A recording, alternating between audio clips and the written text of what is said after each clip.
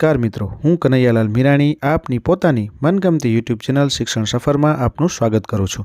આ ચેનલ ઉપર શૈક્ષણિક માહિતી, અભ્યાસક્રમ, શિષ્યવૃત્તિ પરીક્ષાઓ, સરકારી યોજનાઓ, સ્પર્ધાત્મક પરીક્ષાઓ તથા કમ્પ્યુટર અને ટેકનોલોજીને લગતા વિડીયો અપલોડ કરવામાં આવે છે।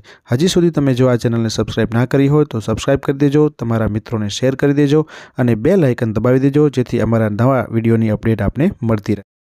चलो नमस्कार मित्रों, आज આપણે प्राथमिक शिष्यवृत्ति परीक्षा એટલે કે पीएससी परीक्षा જે ધોરણ 6 ના વિદ્યાર્થીઓએ આપવાની છે એની અંદર આપણે આજે સામાન્ય જ્ઞાનને લગતા પ્રશ્નોનું આ વિડિયોની અંદર આપણે સોલ્યુશન જોવાના છીએ। તો સામાન્ય જ્ઞાનને લગતા પ્રશ્ન છે કેવા પ્રકારના પૂછાય છે એની આપણે અહીંયા વિડિયોની અંદર જોઈશું। તો તમે જો હજી સુધી આ ચેનલને સબસ્ક્રાઇબ ના કરી હોય તો સબસ્ક્રાઇબ કરી દેજો અને સાથે સાથે તમારા મિત્રોને પણ શેર કરી દેજો જેના કારણે એમને પણ આ સરસ મજાના પ્રશ્નો અને એનું સોલ્યુશન છે એ સરળતાથી મળી રહે।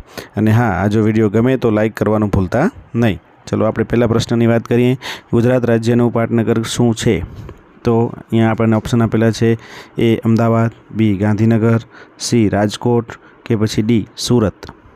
તો અહીંયા કને આપણો સાચો જવાબ જે છે એ શું આવશે? બી ગાંધીનગર। ગુજરાત રાજ્યનું પાટનગર છે એ ગાંધીનગર છે। ચલો આપણે એના પછી નેક્સ્ટ બીજા પ્રશ્નની વાત કરીએ। ખેલ મહાકુંભનું આયોજન દર વર્ષે કયું રાજ્ય કરે છે? तो एना ऑप्शन આપણે જોઈએ ए राजस्थान, बी मध्य प्रदेश, सी महाराष्ट्र के પછી डी गुजरात। तो આપણે ચલો એનો હવે જવાબ જોઈશું। તો જવાબ આવશે डी गुजरात। ગુજરાતની અંદર ખેલ મહાકુંભનું આયોજન થાય છે।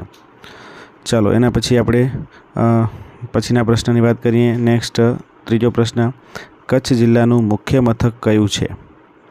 કચ્છ જિલ્લો છે એનું મુખ્ય મથક કયું છે? તો એ ગાંધીધામ, બી ભચાઉ, सी भूज અને डी मोरबी।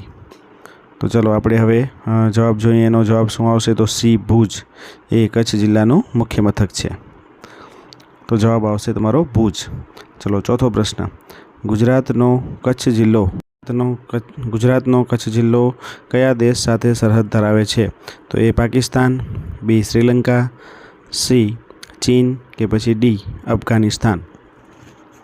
चलो આપણે એનો જવાબ જોઈએ। તો જવાબ આપણો આવશે અહીંયા કને એ પાકિસ્તાન। તો કચ્છ જિલ્લા સાથે પાકિસ્તાન જે દેશ છે સરહદ ધરાવે છે। ચલો એના પછી નેક્સ્ટ પાંચમો પ્રશ્ન, કચ્છ જિલ્લામાં કુલ કેટલા તાલુકાઓ છે? તો એ 12, બી 14, सी 10 કે પછી डी 11। તો અહીંયા કને આપણે જોઈએ કે કચ્છ જિલ્લાના તાલુકાઓ જે છે એ છે सी 10 તાલુકાઓ આવેલા છે। ચલો એના પછી આપણે નેક્સ્ટ છઠ્ઠા પ્રશ્નની વાત કરીએ કે ગુજરાતમાં સૌથી ઓછી વસ્તી ધરાવતો જિલ્લો કયો છે? તો ગુજરાતમાં સૌથી ઓછી વસ્તી ધરાવતો કયો છે? તો એ નર્મદા, બી સુરત, સી વલસાડ કે પછી ડી ડાંગ। તો અહીંયા કને આપણો સાચો જવાબ જે આવશે એ ડી ડાંગ। ડાંગ છે એ સૌથી ઓછી વસ્તી ધરાવે છે। સાતમો પ્રશ્ન છે, ગુજરાત રાજ્યમાં સૌથી વધુ જંગલો ધરાવતો જિલ્લો કયો છે? તો સૌથી વધુ જંગલો કયા જિલ્લામાં આવેલા છે?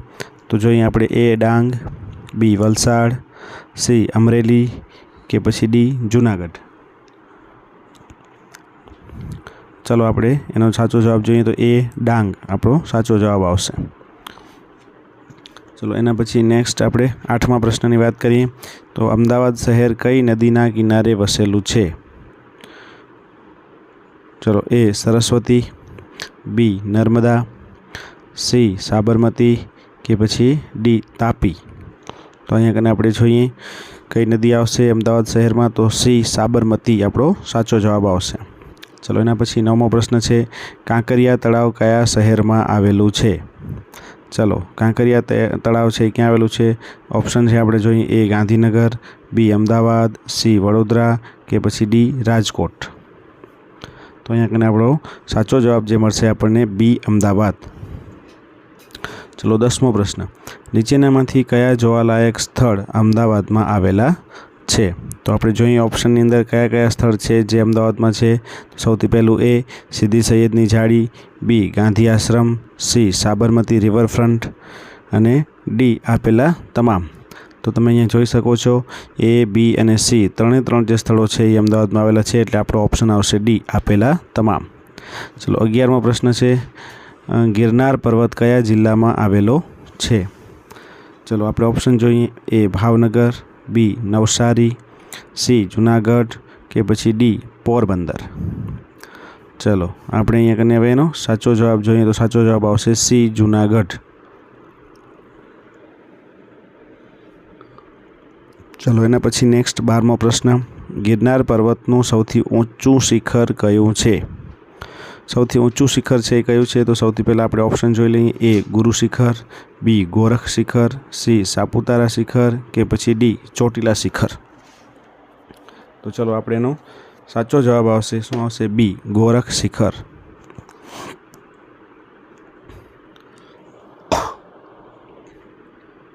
ચલો નેક્સ્ટ પ્રશ્ન 13મો.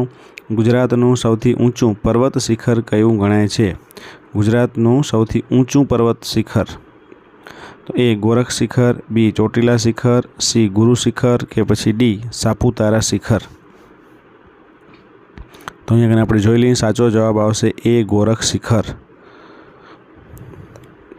ચલો એના પછી આપણે નેક્સ્ટ પ્રશ્નની વાત કરીએ. 14મો પ્રશ્ન. અક્ષરધામ, મહુડી અને ધોળેશ્વર મહાદેવ જેવા ધાર્મિક સ્થળો કયા જિલ્લામાં આવેલા છે? અહીંયા 3 આપણને પ્લેસ આપેલા છે. અક્ષરધામ, મહુડી અને ધોળેશ્વર મહાદેવ કયા જિલ્લામાં આવેલા છે? તો આપણો ઓપ્શન જોઈએ. એ ગાંધીનગર, બી પોરબંદર, સી જામનગર કે પછી ડી અમદાવાદ. તો અહીંયા કને આપણો સાચો જવાબ છે એ આવશે એ ગાંધીનગર. ચલો 15મો. નીચેનામાંથી કયા ઐતિહાસિક સ્થળો મહેસાણા જિલ્લામાં આવેલા છે? તો જોઈએ આપણે મહેસાણા જિલ્લામાં કયા કયા આવેલા છે. તો આપણે એનો ઓપ્શન જોઈએ. એ મોઢેરાનું સૂર્ય મંદિર, બી વડનગરનું કીર્તિ તોરણ, સી એ અને બી બંને કે પછી ડી એક પણ નહીં. તો અહીંયા તમે જોઈ શકો છો મોઢેરાનું સૂર્ય મંદિર અને વડનગરનું કીર્તિ તોરણ આ બંને મહેસાણામાં છે એટલે જવાબ આવશે સી એ અને બી બંને. ચલો એના પછી આપણે નેક્સ્ટ જે છે પ્રશ્ન 16મો પ્રશ્ન એની આપણે વાત કરીએ. નર્મદા નદી પર બાંધવામાં આવેલા બંધ કયું સરોવર રચાયું છે? બંધથી કયું સરોવર રચાયું છે? તો એ માન સરોવર, બી નળ સરોવર, સી પુષ્કર સરોવર કે પછી ડી સરદાર સરોવર. તો નર્મદા નદી ઉપર જે બંધ બાંધવામાં આવ્યો છે એના કારણે કયું સરોવર રચાયું છે? તો જવાબ આવશે ડી સરદાર સરોવર. ચલો એના પછી 17મો. સ્ટેચ્યુ ઓફ યુનિટી કયા જિલ્લામાં આવેલું છે? આ જે પ્લેસ છે, આ સ્થળ છે એ કયા જિલ્લામાં છે? તો આપણને અહીંયા ઓપ્શનો છે જોઈએ. એ વડોદરા, બી ભરૂચ, સી આણંદ કે પછી ડી નર્મદા. તો ચલો આપણે એનો સાચો જવાબ છે એ મેળવશું. તો જવાબ સાચો આવશે ડી નર્મદા. ચલો એના પછી નેક્સ્ટ પ્રશ્ન જે છે એની આપણે ચર્ચા કરીએ. 18મા પ્રશ્નની. બાલારામ અભયારણ્ય કયા જિલ્લામાં આવેલું છે? ચલો આપણે ઓપ્શન જોઈએ. એ પાટણ, બી દાહોદ, સી બનાસકાંઠા કે પછી ડી મહેસાણા. ચલો આપણો અહીંયા કને સાચો ઓપ્શન જે છે એ આવશે સી બનાસકાંઠા. અને તમારે કમેન્ટમાં જઈને કહેવાનું છે કે બાલારામ અભયારણ્ય શેના માટે જાણીતું છે. ચલો 19મો પ્રશ્ન. તરણેતરનો મેળો કયા જિલ્લામાં ભરાય છે? તરણેતરના મેળા માટે આપણે વાત કરીએ. ઓપ્શન છે. એ સુરેન્દ્રનગર, બી જામનગર, સી રાજકોટ કે પછી ડી મહેસાણા. તો તરણેતરના મેળા માટે સાચો જવાબ આપણો આવશે એ સુરેન્દ્રનગર. ચલો એના પછીનો નેક્સ્ટ પ્રશ્ન છે એ આપણે જોઈએ. 20મો પ્રશ્ન. કયા મેળામાં ભરત ભરેલી છત્રીઓ સાથે ફરતા યુવક યુવતીઓ જોવા મળે છે? તો આપણો ઓપ્શન જોઈએ. એ શામળાજીના, બી ગુણભાખરીના, સી તરણેતરના કે પછી ડી વૌઠાના. તો ભરત ભરેલી છત્રીઓ સાથે ફરતા યુવકો છે એ સી તરણેતરના મેળામાં જોવા મળે છે. ચલો 21મો પ્રશ્ન છે. કયા જિલ્લામાં મકાઈનો પાક સૌથી વધુ લેવામાં આવે છે? તો ચલો મકાઈનો પાક છે એ સૌથી વધુ કયા જિલ્લામાં આવે? તો એ સુરેન્દ્રનગર, બી બનાસકાંઠા, સી દાહોદ કે પછી ડી પંચમહાલ. તો મકાઈ છે એ સૌથી વધારે ક્યાં થાય છે? તો આપણે એનો સાચો જવાબ લેશું ડી પંચમહાલ. ચલો એના પછી નેક્સ્ટ પ્રશ્ન જે છે એની આપણે વાત કરીએ. 22મો પ્રશ્ન. સિમેન્ટ અને રંગ રસાયણનો ઉપયોગ કયા જિલ્લામાં વિકસ્યો છે? તો ગુજરાતનો એવો કયો જિલ્લો છે જેની અંદર સિમેન્ટ અને રંગ રસાયણનો ઉદ્યોગ છે એ વધારે પ્રમાણમાં વિકસ્યો છે? તો આપણે ઓપ્શન જોઈએ: એ જુનાગઢ, બી પોરબંદર, સી મોરબી કે પછી ડી રાજકોટ. ચલો, આપણે સાચો જવાબ આવશે બી પોરબંદર. પોરબંદરની અંદર આ પ્રકારના ઉદ્યોગો છે એ જોવા મળશે. ચલો, એના પછી અહીંયા કને આપણે આ પ્રશ્ન જે અગત્યના પ્રશ્ન હતા એને આપણે સોલ્યુશન જોઈ લીધું છે. તો અમારી આ ચેનલને સબસ્ક્રાઈબ કરજો, વિડીયોને શેર કરજો અને લાઇક કરો તથા કોમેન્ટ કરજો. તો ફરીથી આપણે પાછા નવા વિડીયો સાથે મળીએ. ત્યાં સુધી તમે બધા મસ્ત રહો અને તંદુરસ્ત.